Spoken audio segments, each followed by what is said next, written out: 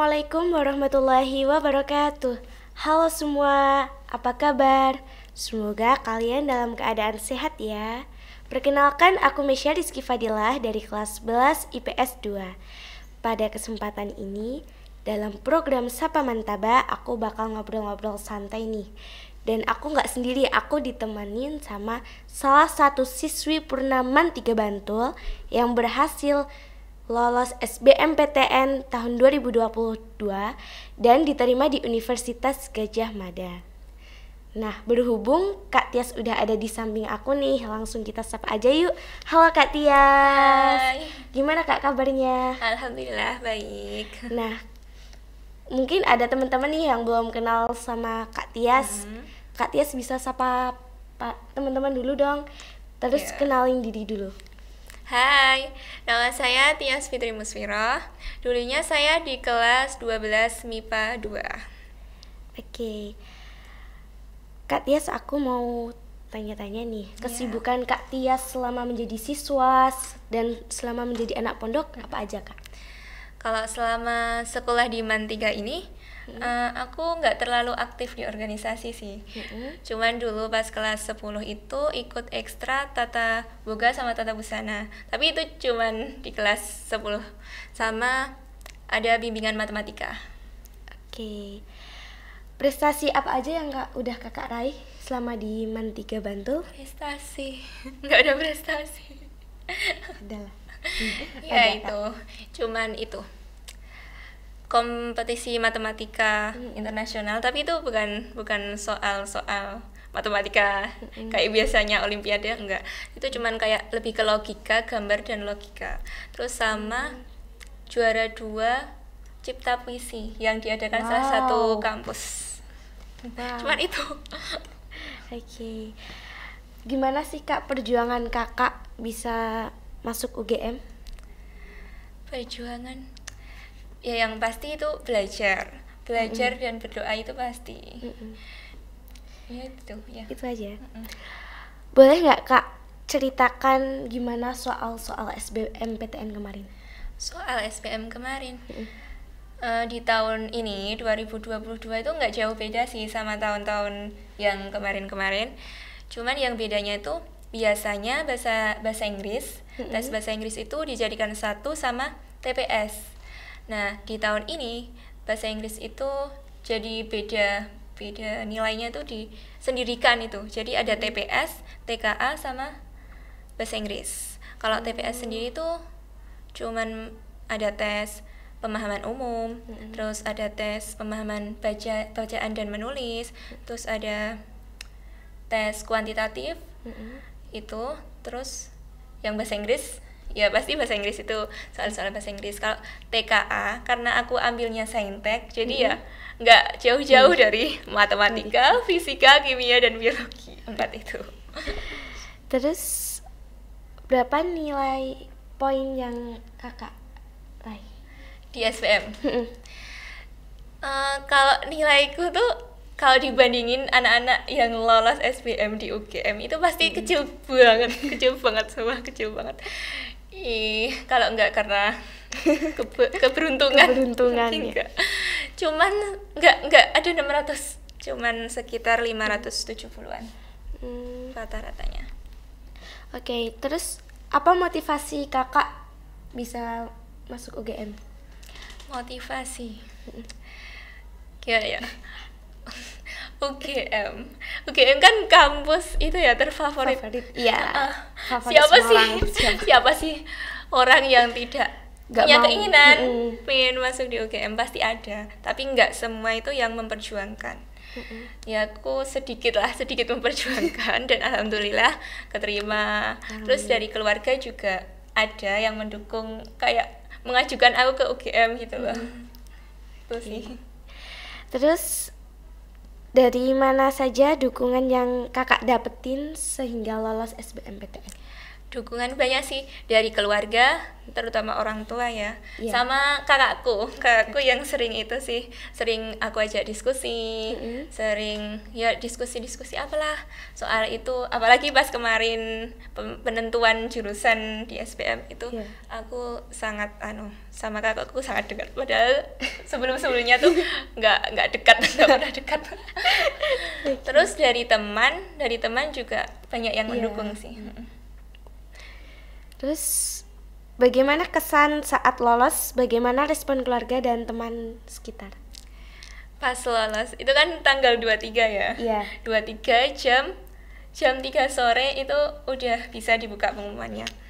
Ya aku nggak berani buka jam 3, sedikit cerita nih ya. Iya. Jam 3 aku nggak berani buka karena jam 4 di pondok kan itu ada madrasah ya.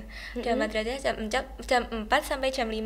Aku takut kalau buka tuh kan nggak tahu ya hasilnya gimana. Iya. Aku takut nanti pas madrasahnya nggak fokus. Terus aku memutuskan bukanya habis madrasah.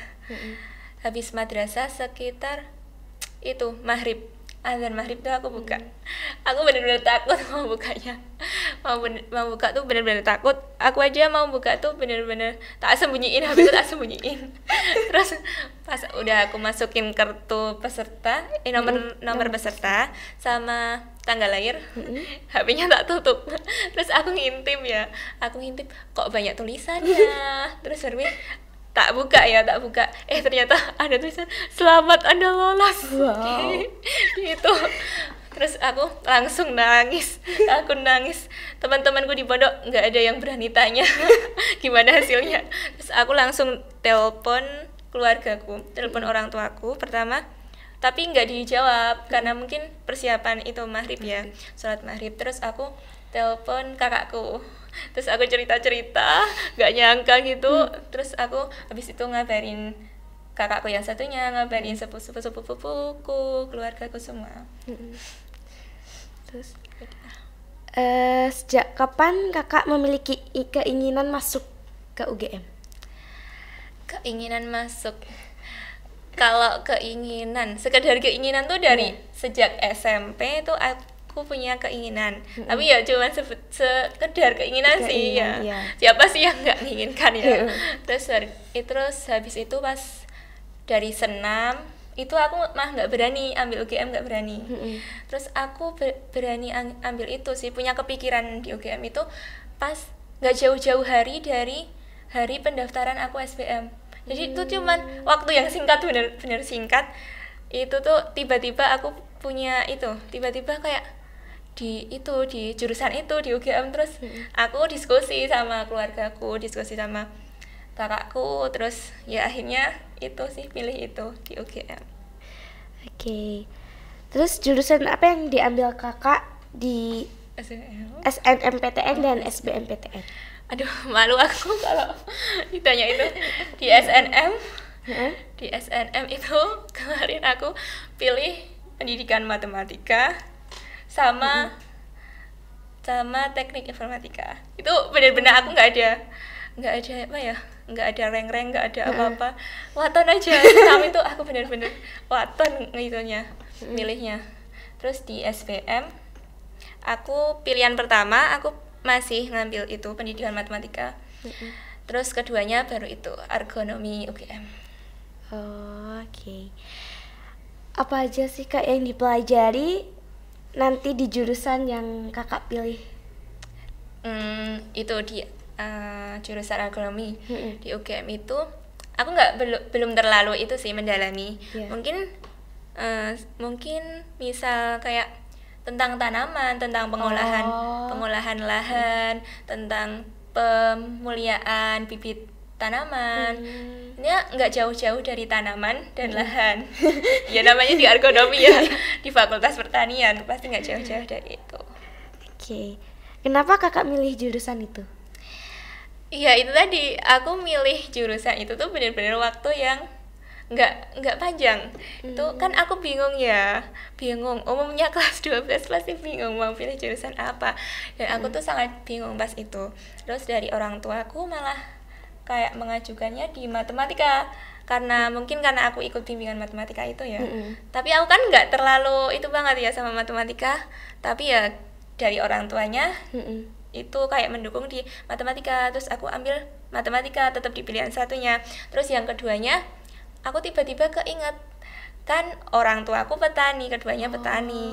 Terus habis itu aku tiba-tiba ergonomi tentang fakultas pertanian kayaknya cocok nih. Terus aku diskusi sama kakakku, ternyata kakakku juga ikut mendukung. Terus akhirnya aku ngambil itu di pilihan 2. Berarti besok bisa memajukan ini ya pertanyaannya sendiri. Harapannya begitu. Oke.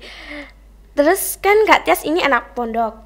Gimana cara membagi waktunya? Terus strategi belajar kakak gimana?